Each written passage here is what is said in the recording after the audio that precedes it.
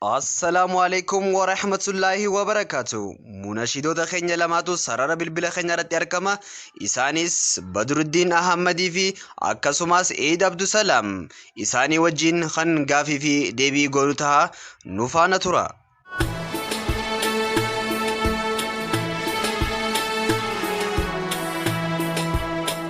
Egaa caqabtoota keenya yeroo ammaan tana sarara bilbila keenya irratti kan wajjin argamu Badruddin Ahmad Meegaa Jawaar Mahaammadiif yeroo ammaan tanatti dhaamsa kam dabarsuu barbaaddaaf?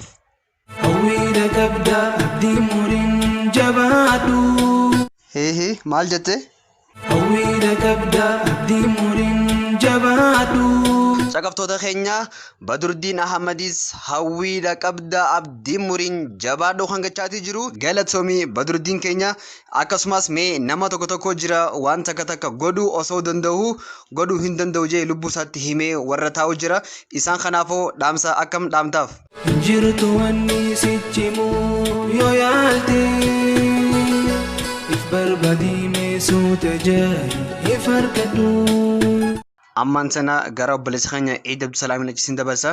Eid warra gargariin agarra warra barumsi faayidaa hin qabu jiru warra saniif mee dhaamsa akkam dabarsitaa fi sadarkaa barnootaa too haala kamiin nuuf ibsita?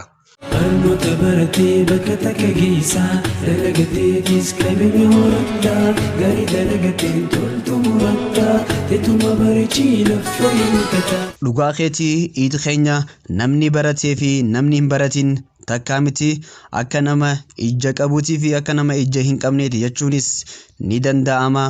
Ka hin dhageenis haadha gahu irra deebi'uudhaan nuuf itti himi. Barnoota baratee bakka takka geessaa dalagateetis qabeenya horattaa gaarii dalagateen toltu murattaa teetuma bareechii lafa hinkata. Badruddin Ahmad ati yoo asirratti yaada maalii qabdaaf? Amma tuma qotii addunyaa tanatti gahee nanumame fadda namuuti hundinuu kara sarara bardeema jahiifitiimii fuuldura deemiyaa namaa. Eid Abdusalaam ati hoo yaada dabalataa Jawaar Mahaammadiif maal dhaamuu barbaaddaaf? Kufuunsi dura ta'isu hedduudha akkanaaf jabatuun si dammada mataa keetii fi abbaa ta'uu qabda.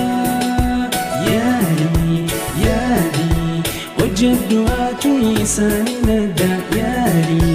Yaadi hojjedhu ati isaanii ladda. Mee isin lachuu qeerroo fi qarreedhaaf dhaamsa maalii dabarsuu barbaaddan?